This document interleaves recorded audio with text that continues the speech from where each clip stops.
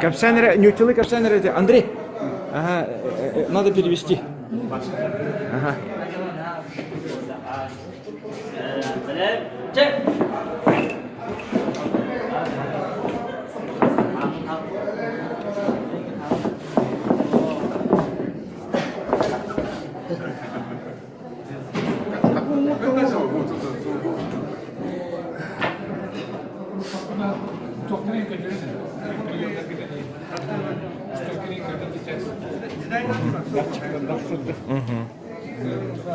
Да, найдерін.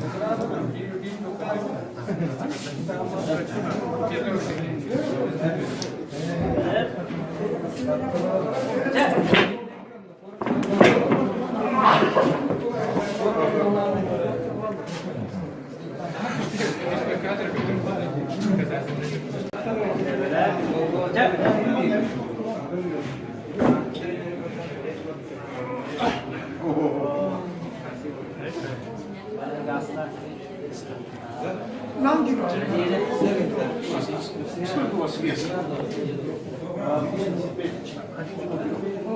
А у вас? Рукоделать.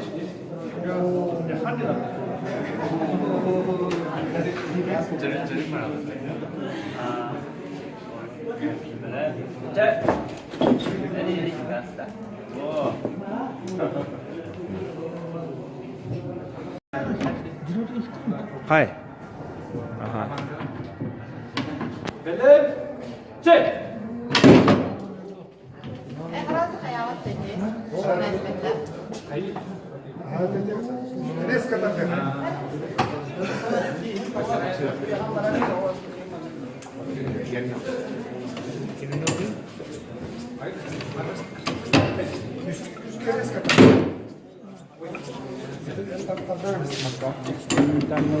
Ага.